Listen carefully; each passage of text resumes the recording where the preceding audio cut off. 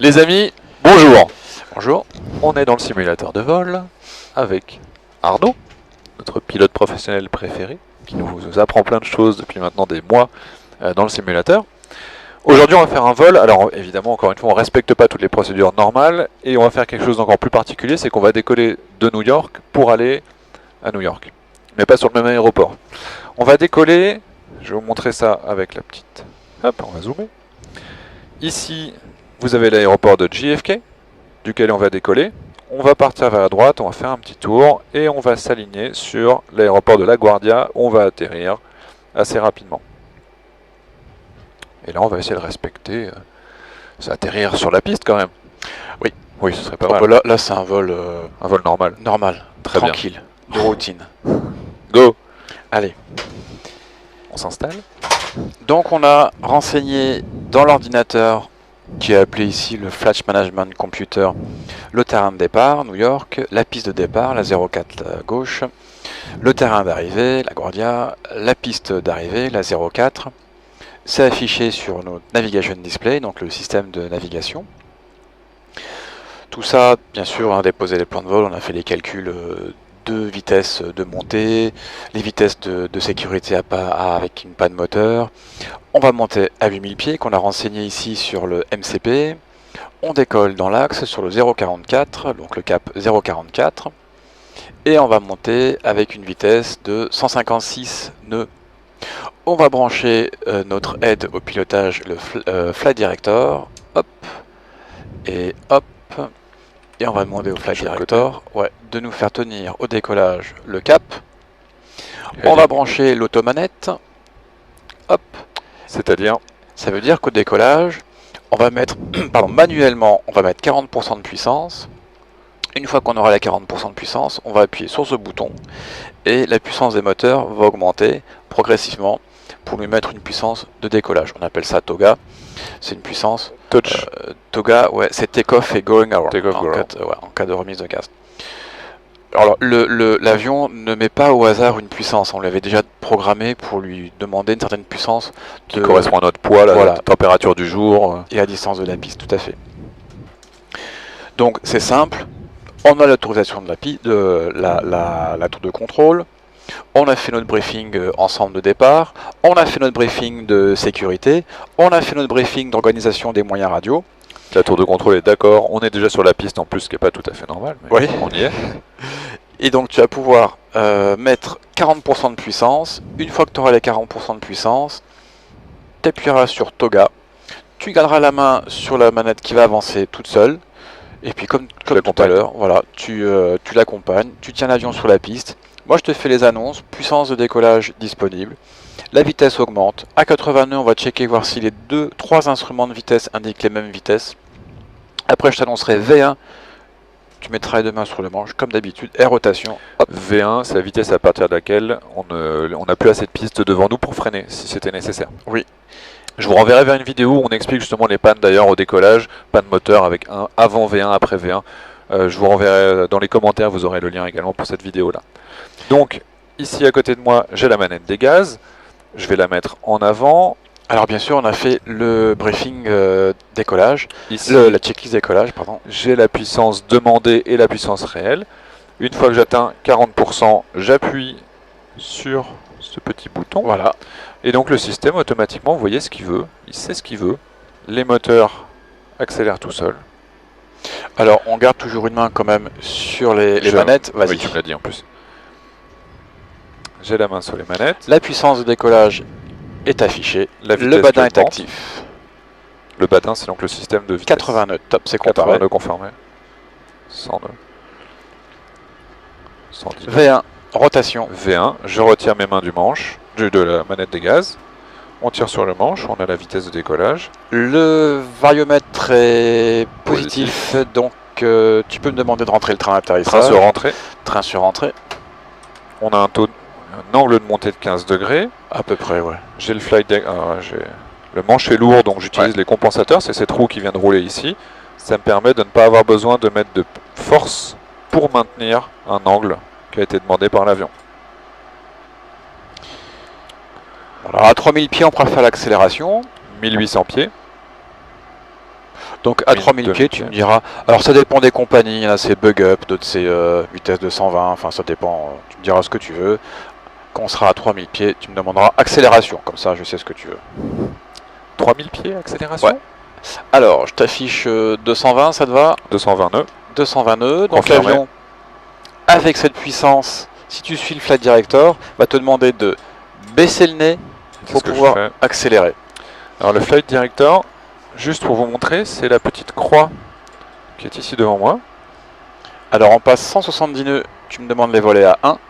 175 nœuds, 180 nœuds, donc cette croix ici. Le petit carré au centre, c'est ce que je fais. Et donc j'essaye de suivre la croix avec mon manche. Volet 1 inverse. Et on passe 190 nœuds, volet sur rentrée. Les volets sont rentrés. Et on peut même pas accélérer à 220, 250 nœuds si tu veux.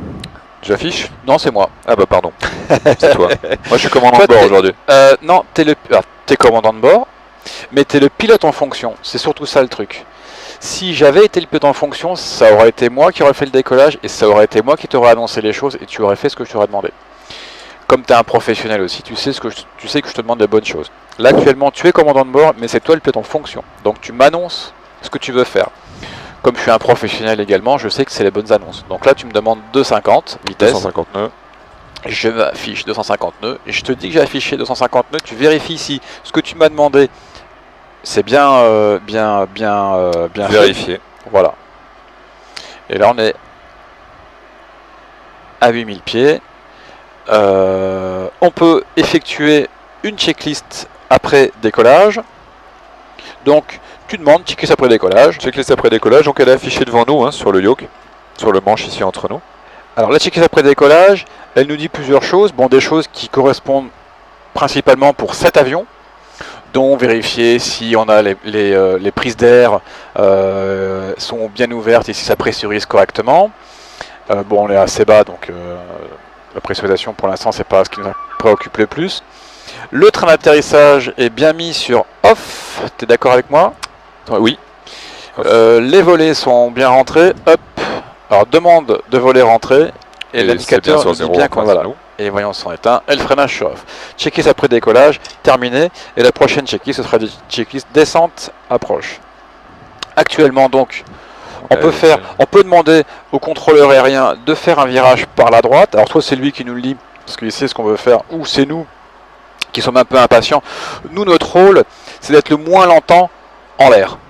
C'est pas notre désir, mais notre rôle, c'est d'avoir un avion le moins longtemps en l'air. Parce que la compagnie aérienne, ça fait des frais en moins, et les passagers sont contents aussi de faire des vols assez courts. Donc là, on va tout de suite demander, est-ce qu'on peut faire un virage par la droite, au cap 210, pour revenir... Donc virtuellement, bonjour voilà. La tour, est-ce qu'on peut faire un virage par la droite? Et ils nous disent effectivement, vous pouvez faire un virage par la droite au cap 220. Donc du coup, comme je suis le pilote monitoring, je t'aide, c'est moi qui fais la radio. Celui qui parle ne pilote pas. J'ai fait la demande et j'ai dit d'accord, on fait un virage par la droite au cap 220. Et toi, tu me dis affiche le cap 220. Affiche 220. Par la droite, pardon, parce que là c'est un demi-tour, donc il faut quand même avoir le choix du... ouais. Et là, je te dis cap 220 affiché, vérifier. Voilà. Et t'as qu'à suivre ton indicateur, le Flight Director. J'ai mon Flight Director qui me dit qu'il est complètement parti à droite et je vais chercher à avoir un angle de virage qui soit acceptable par tout le monde. Et voilà, je suis sur le bon rayon de virage, avec toujours le nez légèrement levé pour ne pas perdre d'altitude. Donc on est au-dessus de New York, hein, c'est quand même joli. Enfin, un virage un peu plus serré.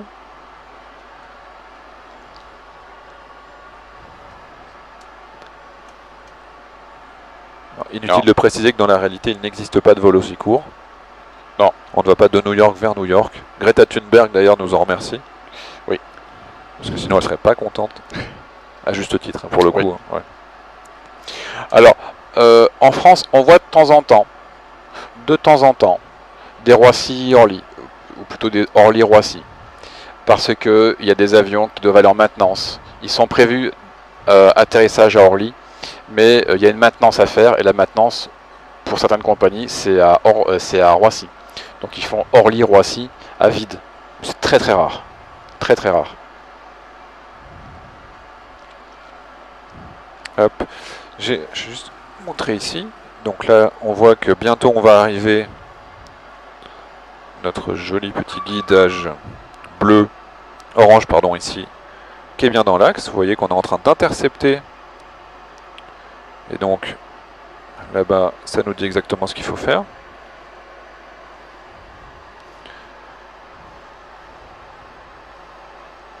Et vous voyez que progressivement, on va remettre les ailes à plat, ce qui nous permettra d'avoir totalement dans l'axe. Et donc là, on voit l'horizon artificiel qui nous affiche.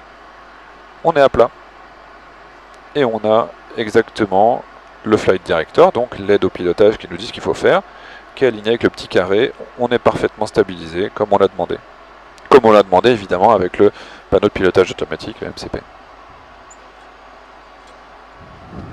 Alors, si on branchait le pilotage automatique, il y en a deux sur cet avion, un ou deux, le pilote automatique ne fait que suivre le flight director. Mais c'est-à-dire qu'on n'aurait plus besoin de toucher avec les mains. Oui. Je te rends le... Oui, j'ai les commandes. Allez, on va peut-être faire un virage léger à droite au cap 240 parce que là on s'éloigne légèrement. Ça sert à rien, on est suffisamment latéralement loin. Donc je te propose un 240. Voilà, tout à fait. Je vais vous montrer, je vais faire un montage en post-production, juste pour vous montrer la trajectoire qu'on fait, confirmé 240. Donc on va faire mon virage à droite, léger. Pouvoir descendre tranquillement à 3000 pieds. Donc tu peux me demander 3000 pieds. Affiche-moi 3000 pieds s'il te plaît, Arnaud. 3000 affichés.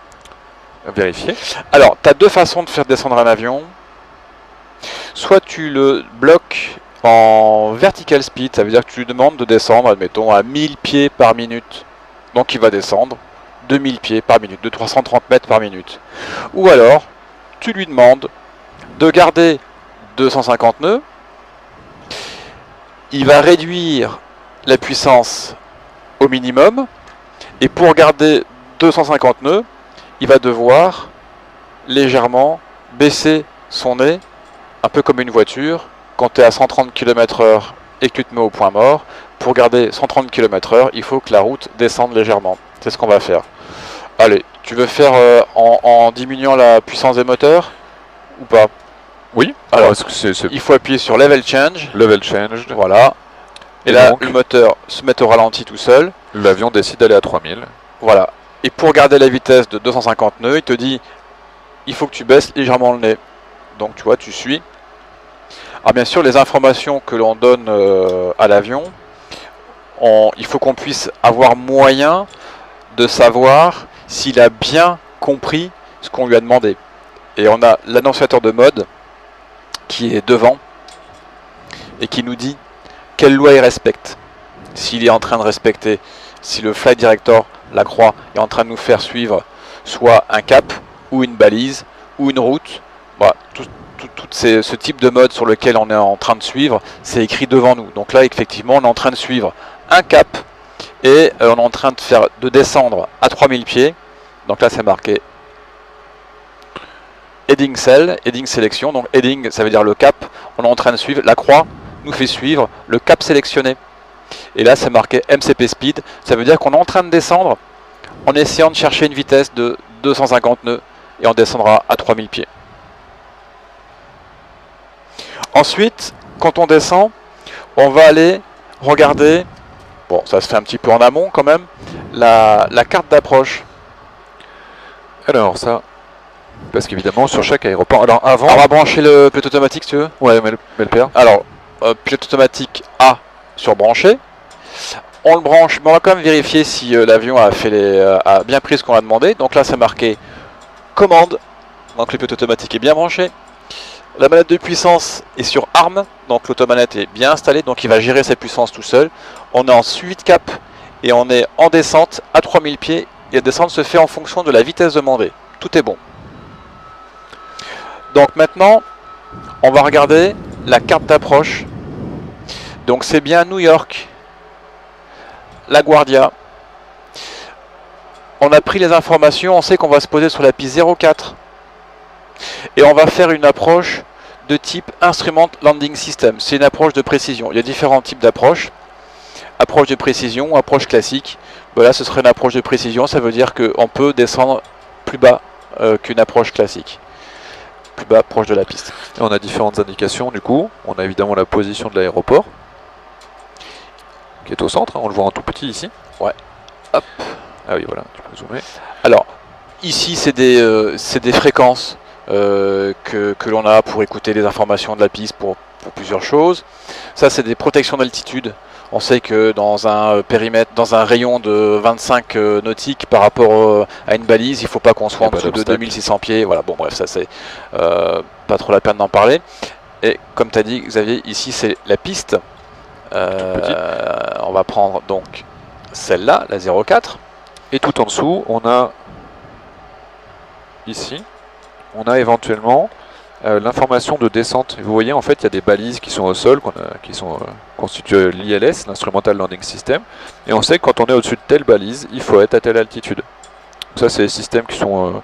voilà, moi, comme j'étais militaire, c'est vrai que c'est des systèmes qu'on utilisait. C'était le TACAN. Une radiosonde. Oui, le TACAN permettait d'avoir une distance et une orientation sur une balise qui était au sol. Et juste... Alors, oui. Avant, quand on n'avait pas, enfin quand vous aviez pas. Alors on a entendu une alarme quand même. Oui. Il faut toujours dépêche répondre à l'alarme. Oui. Donc là on s'arrête. Et c'est l'alarme d'altitude. Ça veut dire que 330 mètres avant d'arriver, donc 1000 pieds avant d'arriver à 3000 pieds, l'avion nous dit attention, on arrive à l'altitude demandée. Donc là on arrête. Et le plus important, c'est de voir si l'avion intercepte bien l'altitude. Parce que si on ne respectait pas ça, peut-être qu'une fois sur 10 milliards, il va passer à travers les 3000 pieds. Il va continuer. Ouais. Et donc nous, on sera en train de discuter et ça peut poser problème. Alors le contrôleur aérien va le voir, va nous prévenir, les alarmes vont se mettre à sonner, donc c'est pas possible, même si l'avion n'intercepte pas. Voilà. Donc là, l'avion, on voit qu'il intercepte son altitude. Sur l'annonciateur de mode, légèrement au-dessus, il y a marqué maintenant Altitude Hold, ça veut dire qu'il va geler, garder l'altitude demandée, qui est de 3000 pieds. Et pour garder notre vitesse de 250 nœuds, l'avion, il est obligé de remettre un peu de puissance. Voilà, donc ça c'est un mécanisme dont on a l'habitude. Tout à fait automatique. Et donc on voit effectivement qu'il a arrêté de descendre, arrivé à 3000 pieds. Voilà. Donc tout va bien. Et maintenant on peut reprendre ce que l'on a fait. Quand on arrête quelque chose, il faut bien mémoriser là où on s'est arrêté. C'est pour ça que sur les checklists sur le manche, il y a un petit cliquet orange ou jaune. Quand on fait la checklist, on fait un item, on le lit, on le fait. Si on a, une fois qu'on passe à l'autre item, on descend le petit cran, on le lit, on le fait. Si on a arrêté, on s'arrête. On fait autre chose et on revient là où on s'est arrêté. Donc là c'est pareil, on est en train de faire le briefing, les préparations d'approche. Ouais. Donc tu disais... Oui, donc on a ces différents points. Je voulais juste simplement dire, avant, c'était des livres entiers, donc c'est quand même beaucoup plus simple. Et puis on peut imaginer même de nuit, même dans des situations un petit peu d'urgence, on voit beaucoup plus facilement un iPad que des livres comme ça. Il faut 3 livres comme ça, juste 6 pour l'Europe. 6 pour l'Europe. Je crois que j'allais dire l'Europe du Nord. Ouais. Donc on a, et puis parce que sur chaque aéroport, il y a différentes pistes. Des pistes, on peut les prendre dans les deux sens. Donc c'est évidemment assez complexe de trouver la bonne page en 1 seconde, alors qu'avec l'iPad, ça fait gagner du temps. Accessoirement, une mallette de vol, ça pèse une bonne dizaine de kilos. Ça veut dire que 10 kilos dans l'avion vont consommer 350 grammes de carburant par heure de vol. 3,5% du poids par heure de vol. Alors, donc sur une année, quand vous remplacez 10 kilos par 2 iPads, vous faites quelques centaines de kilos d'économie de carburant. Là tu parles du côté compagnie aérienne. Écologie, oui. Et côté pilote, 10 kilos à bout de bras. Oui, évidemment. Oui. C'est plus ça. C'est plus ça qui est fatigant. Alors, donc là, on voit qu'on va intercepter cette balise qui va nous amener face à la piste, le gauche-droite et le plan de descente. Et cette balise, elle a un nom. Et elle a une fréquence. Donc je zoome un petit peu. Graine. Ici, on voit, c'est marqué ILS, Instrument Landing System. La piste est orientée sur le 044. La fréquence de la balise, c'est 110.5. Comme peut-être une certaine radio, c'est 105.5, admettons. Donc là, on affiche sur notre récepteur de radio dans la voiture 105.5 et des fois, il y a marqué le nom de la radio. Bon, ben là, c'est ce qu'on va faire. Donc là, on va afficher 110.5 et il va y avoir un code Morse. Parce que cette balise s'appelle ILGA, India Lima Golf Alpha. Et en morse, le I c'est Titi, 2 points. Point, tutu. Le L, voilà. Un court, Tita, un long. Titi, voilà. Donc, Titi, avant, tita, titi. on écoutait à l'oreille, on identifiait, on mettait la bonne fréquence, et on identifiait pour voir si c'était la bonne balise. Et bah, dans l'armée, avant je faisais encore, il n'y a pas si longtemps que ça. Oui, mais les moins de 20 ans ne connaissent pas. Ah, oui, ça. Et maintenant, l'avion décode tout seul le code morse. Alors, c'est pas grave s'il le fait plus, nous on le refait à l'oreille. Hein. On connaît plus le code morse. Enfin, moi, je sais pas si tu le connais encore, moi je le connais plus depuis bien longtemps. Mais on a quand même, mais c'est marqué. Donc, avant d'utiliser quelque chose, il faut savoir si on utilise la bonne chose. Avant de parler à quelqu'un, il faut savoir si on parle à la bonne personne. On va afficher donc 110.5. Donc, ici, bon, bah, déjà c'est déjà affiché, ça tombe bien. 2 fois chez moi. Alors attends, je vais juste montrer. Donc on a 110.5 affiché chez moi et chez toi. C'est vérifié. Je vais afficher également. On est un petit peu loin pour recevoir la balise. Normalement, c'est des systèmes d'approche de précision. Ça porte jusqu'à peu près 30 nautiques. Hein, bon, le simulateur, lui, à 25, il coupe. Comme on a un peu plus de 30 nautiques, pour l'instant, on ne le reçoit pas. Mais il nous dit qu'on a affiché sur la balise une de ton côté 110.5 et de mon côté 110.5. Mais en dessous, on n'a rien. Parce qu'on ne reçoit pas, on est trop loin. Le DME c'est la distance, le VOR c'est la direction. Ouais. Enfin, le VOR, c'est la balise. La balise, enfin oui. On l'utilise Ouais, pour se guider au sol. Exactement, ouais, tout à fait. Après, on voit ça que... veut dire visual Omni Range. Exactement. Après, on voit que la piste est orientée au 0,44. Alors, on va afficher, on va dire à l'avion qu'on cherchera le 0,44. Alors, c'est à peu près, hein, c'est ce que je vais te dire. Donc, on affiche ici, on a préparé 0,44 de ton côté, 0,44 de mon côté. Voilà. Maintenant, on est en train de se diriger vers la piste. Tu vois, bon, j'ai passé les informations du contrôleur aérien. Alors là, tu viens de me réafficher. Voilà. Donc, la piste est là. Nous. Oui. Et nous, on va se diriger vers la piste. C'est quoi tous les trucs bleus que tu viens d'afficher? Alors, c'est les pistes. Toutes les pistes qui sont disponibles autour de nous. Alors, on peut les enlever. Hein. On voit quel choix. Voilà. Non, mais c'était très joli avec. Ouais. Un peu de couleur. On peut mettre des balises, on peut mettre... Tu peux aussi afficher le relief. Tu vois, les balises. Ah oui, là, toutes les balises sont visibles aussi. Oui, on peut afficher aussi le relief. Mais on va pas trop charger. En plus, on est en vue. On a un visuel sur l'aéroport qui doit être là-bas. Qu'est-ce qu'on voit ici? On voit qu'il va falloir qu'on intercepte, le début de descente est à 2700 pieds. Le contrôleur aérien nous a dit, vous pouvez descendre à 2700 pieds. On est à 31 nautiques, on est encore loin, hein, donc on peut garder la vitesse, hein, 250 nœuds. De toute façon, en dessous de 3000 mètres, on n'a pas le droit de dépasser cette vitesse, qui est de 250 nœuds, ça fait 450 km/h. On va pouvoir descendre à 2700 pieds. Alors comme on a branché le pilote automatique et que c'est le pilote en fonction, et que tu as maintenant les mains libres, puisque le pilote automatique pilote pour toi, c'est toi maintenant qui va afficher les choses. Donc tu vas afficher ici 2700 pieds. Le contrôleur aérien nous a demandé de descendre à 2007. Voilà. 2700 pieds. Et puis tu peux faire descendre l'avion soit en level change, donc en gardant la vitesse. Voilà, check.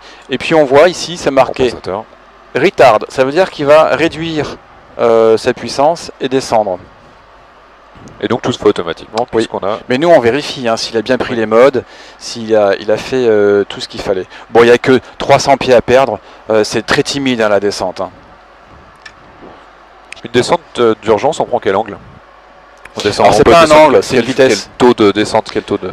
Ouais, c'est fort, hein, il faut sortir, ça dépend des avions, mais il faut sortir le train atterrissage, sortir les aérofreins pour avoir un peu l'équivalent d'un parachute. Comme ça, si on a un parachute, on va pouvoir descendre à une vitesse... C'est pas un vrai parachute, hein. Il n'y a pas de parachute dans la queue de l'avion qui sort. Ouais, c'est 340 nœuds.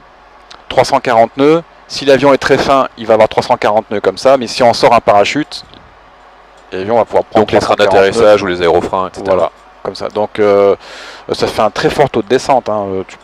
La question c'est de savoir en combien de temps on passe de 10 000 mètres à 3000 mètres. J'ai un passager qui fait une crise cardiaque. Ou une dépressurisation. Oui, ouais, c'est très rapide, hein, même moins. Hein. Moins de 10 minutes, on est à l'altitude. Voilà, 2700 pieds, altitude hold. On va pouvoir réduire la vitesse à 210 nœuds. 210 nœuds affichés. Check.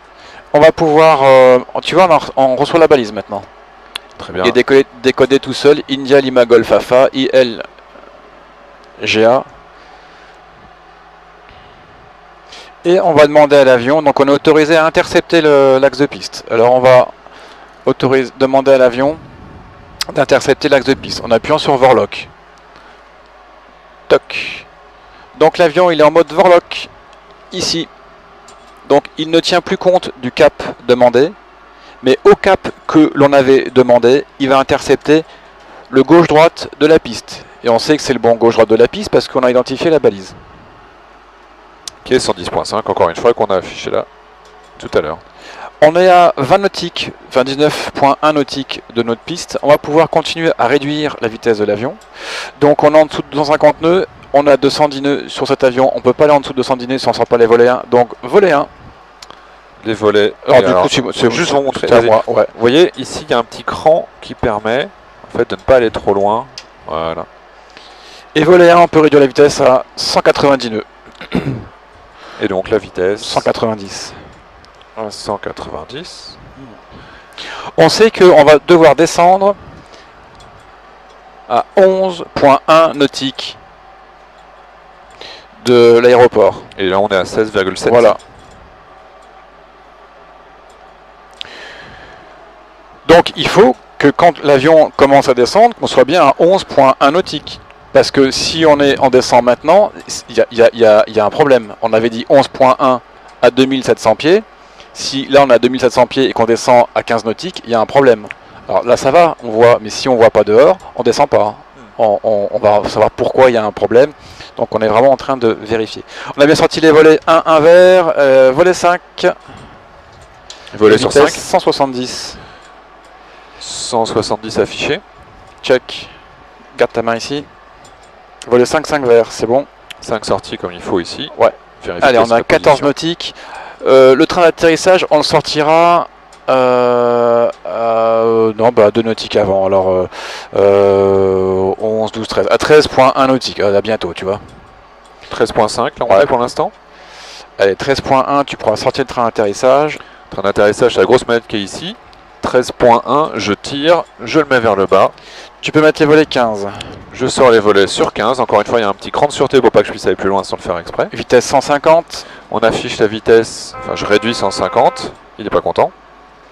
Affiché. Check. Train sorti 3 vertes. Check. Les 3 vertes, c'est-à-dire que le train est réellement sorti et pas simplement une demande qui est ici, mais là c'est la position physique.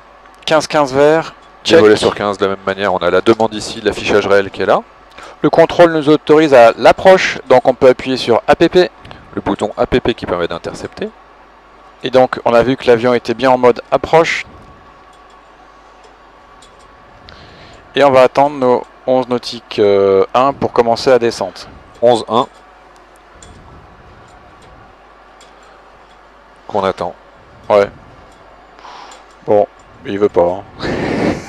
Eh ben ça tombe bien. Ah si, mais tu vois ça arrive. C'est Il y a un très décalage. doucement. Il y a un décalage. Alors c'est peut-être pas. En fait, on c'est va- aussi qu'on a un angle qui est assez doux. Donc regardez ici, on voit les petites évolutions. Vous voyez le truc rouge d'ailleurs, ça c'est si on vole trop lentement, on rentre dans une situation qui peut être potentiellement dangereuse, qu'on pourrait appeler le décrochage, qui fera l'objet d'une prochaine vidéo.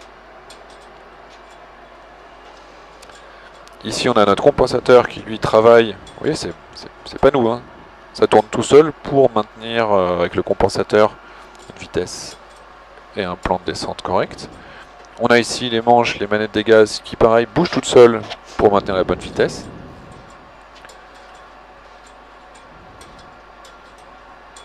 Et on a toujours notre petit iPad qui est au milieu, qui nous permet d'avoir un guidage correct.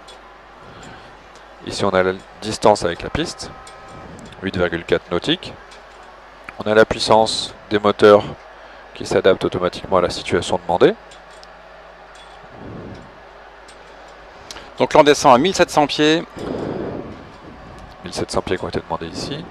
La piste qui est, on le voit ici, qui doit être... Attends, je te zoome un petit peu si tu veux. Ouais, parce que là je ne vois pas, qui est juste en face de nous, qui est là-bas. Là On on a a 1700 l'indication du pieds. vent, Et on va refaire notre reprise de descente 5 nœuds, à 6.2 nautiques. à 6.2 nautiques. Et là on est à 6.7. Donc on est sur le bon plan, la vie est belle. Notre manette des gaz continue à jouer toute seule pour nous faciliter la vie. Alors évidemment, si ça marchait pas, on sait le faire tout seul. Hein. Ah oui. Voilà, donc on arrive à 6.2. Oui, on va le faire, oui. On va commencer à redescendre, tout va bien. Volet 30. J'affiche les volets sur 30. Vitesse, on va prendre 147. 147 nœuds affichés. Voilà, on attend que l'avion intercepte le glide slot, donc la pente de descente. Tout est bon. Bon, ben c'est bon, donc on sait qu'on est sur la bonne balise, on sait qu'on est dans le bon axe, on sait qu'on descend sur la bonne trajectoire. On va faire étiqueter ça avant l'atterrissage. On rappelle les alarmes, tout s'éteint, c'est bon. L'autobreak, bien vu, sur 3. Autobreak sur 3. Les checklists et briefings c'est fait, enfin les briefings c'est fait. Les altimètres c'est comparé, on passe 1400 pieds au top. 1400 pieds. Engine start sur continu, donc ça permet de mettre des étincelles dans le moteur pour, en cas d'extinction du moteur, ça se rallume tout seul. En gros, speak brake sur arme. Up sur arme. Check, le train d'atterrissage. Ça c'est les aérofreins. Train d'atterrissage sorti, 3 vertes. Les volets 30-30 verts. 30 demandés, 30 affichés. Et la check avant l'atterrissage terminé. Avant 1000 pieds on est stabilisé. Tu peux prendre l'avion à la main. Je prends l'avion à la main. Alors attends, je vais quand même juste montrer le papy, le fameux système de guidage. 1000 pieds, on est à 1000 pieds. Là-bas, vous voyez sur le côté, on a ici 2 blanches, 2 rouges. Ça veut dire qu'on est pile sur le bon plan de descente. Si j'étais un petit peu trop bas, j'aurais progressivement 3 rouges ou 4 rouges. Donc. Et si on était trop haut, on aurait progressivement 3 et 4 blanches. Donc là, comme on est avec 2 rouges, 2 blanches, c'est parfait. La vie est belle, on a le bon plan de descente. À toi les commandes. J'ai les commandes. Alors, tu peux débrayer le pilote automatique. T'appuies une fois ici. Sur mon manche, j'ai un petit bouton pour débrayer. On a l'alarme pour nous dire attention, c'est débrayé. On débraye l'automanette.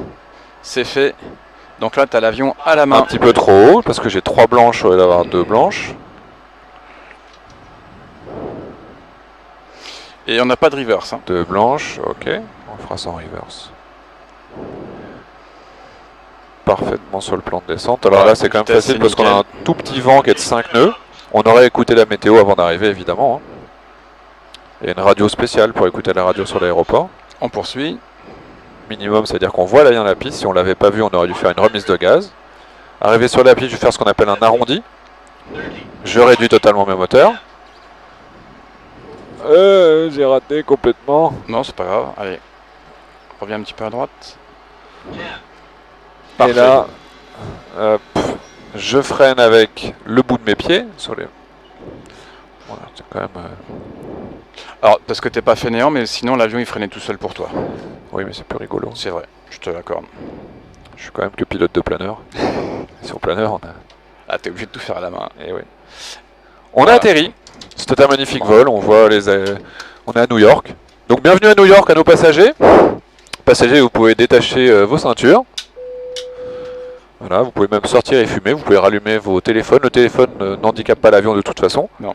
C'était un vol facile, mais comme ça on vous a montré quelques petits équipements. On espère que ça vous a plu. N'hésitez pas toujours à poser vos questions, à mettre des petits pouces bleus, à partager, etc. On est super heureux de toutes vos demandes. J'ai une demande qui revient régulièrement, c'est pourquoi est-ce que je parle de ma carrière militaire. Moi je suis un ancien navigateur aérien, j'étais détecteur navigateur aérien dans la marine nationale, principalement sur un avion qui s'appelle l'Atlantique 2, et avant ça c'était sur Nord 262.